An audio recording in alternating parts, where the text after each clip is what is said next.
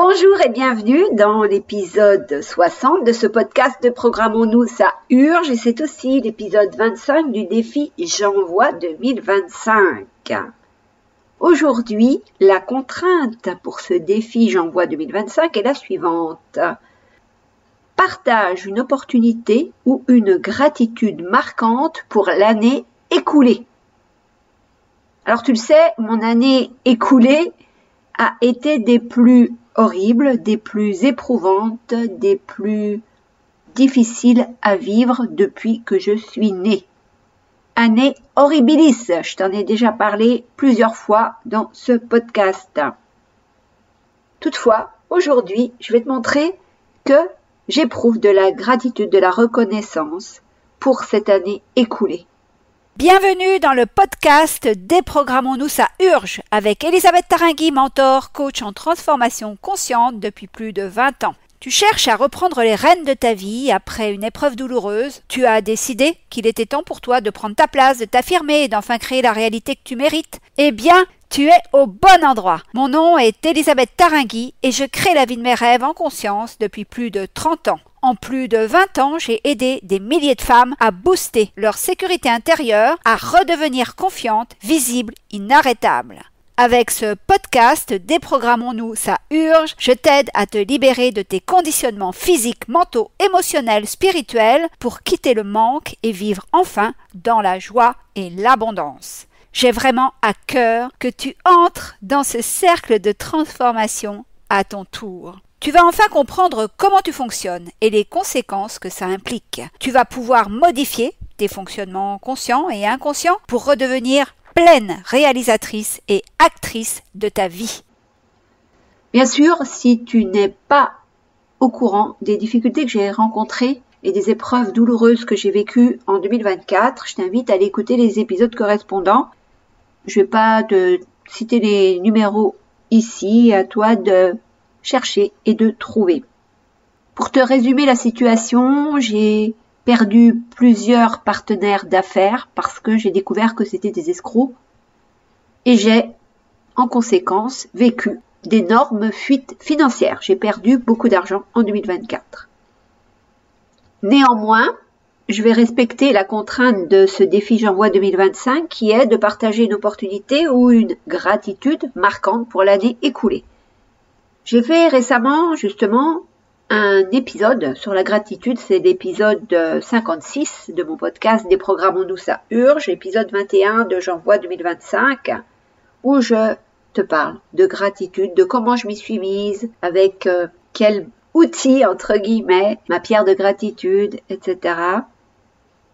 Et aujourd'hui, je veux apporter un flash, une lumière supplémentaire à la gratitude, parce que même si je te l'ai déjà dit, c'est tellement important de te le redire que je vais le faire aujourd'hui. Il est bon d'avoir de la gratitude pour les choses agréables, les merveilles, l'abondance, la joie, tout ce qui nous arrive de beau dans la vie, mais il est important aussi de remercier pour les épreuves, pour les emmerdes, pour les émotions perturbantes qui nous tombent sur le coin du nez. Donc je profite de cet épisode pour remercier l'univers, la vie, Dieu, mais qui tu voudras là derrière, de m'avoir fait galérer en 2024, de m'avoir fait perdre autant d'argent. J'ai jamais perdu autant d'argent de ma vie que cette année-là.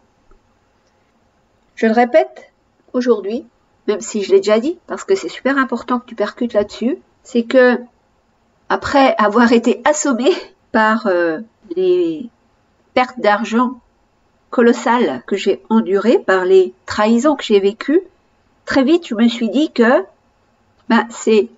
mes aventures étaient une leçon de vie, que c'était comme une initiation que je devais vivre pour accueillir dans ma vie quelque chose de meilleur, de mieux, de nouveau. Donc, merci encore aux escrocs que j'ai croisés sur mon chemin. Merci à ces fuites d'argent qui ont fait que je n'ai pas mangé tous les jours à ma faim. Parce que cette année 2024 m'a fait comprendre qu'une fois qu'on a tout perdu, bien, on reconnecte pleinement avec qui l'on est. Moi, c'est la voie que j'ai choisie, bien sûr. Il y a des gens qui perdent tout, qui deviennent SDF, qui finissent sous les ponts, qui se flinguent, qui se suicident, etc. Moi, j'ai choisi, comme d'habitude, de rebondir. Donc, je me suis dit que je devais faire mon miel de ce qui m'était arrivé, même si ce qui m'était arrivé, c'était désagréable, déstabilisant, que j'étais KO comme un boxeur sur le ring, que j'étais exsangue, que j'avais perdu des kilos puisque je mangeais pas, etc. Je remercie parce que cette initiation supplémentaire, cet éveil de l'âme, eh bien, m'a permis aussi d'augmenter drastiquement mon intelligence émotionnelle. Quand on augmente son intelligence émotionnelle, eh bien, on n'agit plus en réaction. Tu vois, quand quelqu'un déclenche quelque chose en toi, c'est qu'il agit sur une de tes blessures, sur un des traumatismes que tu as déjà vécu et émotionnellement, ça te fragilise et du coup, tu n'agis pas, mais tu agis en contre, tu réagis. Avec cette année de merde, j'ai réussi justement à ne plus être dans la réaction, mais à prendre suffisamment de recul et de hauteur pour agir et pour agir en fonction du plan de mon âme et pas en fonction des émotions qui m'entraînent dans des déboires supplémentaires. Encore une fois, merci de m'avoir fait tout perdre. J'ai perdu beaucoup de connaissances. Et oui, quand on est dans la joie, dans l'abondance, quand on fait rire son audience, je parle l'audience, c'est les proches qui sont dans la vraie vie, que je rencontre en vrai, eh bien là, effectivement, on a sa petite cour autour de soi, et dès lors qu'on crève la faim, qu'on n'a plus l'argent nécessaire pour recevoir, pour être bien, beaucoup ont peur, eh bien tout simplement qu'on leur demande de nous aider financièrement parlant. Avant même qu'on ait le temps de leur demander quoi que ce soit, ils ont disparu de l'entourage. Donc merci aussi de m'avoir dépouillé complètement, dépouillement d'argent, dépouillement de connaissances qui ne sont là que pour le bon, le beau et qui s'évaporent en cas de difficulté. Donc merci à cette année de merde de m'avoir dépouillé de cet environnement instable, éphémère, poussif, sur lequel on ne peut jamais compter.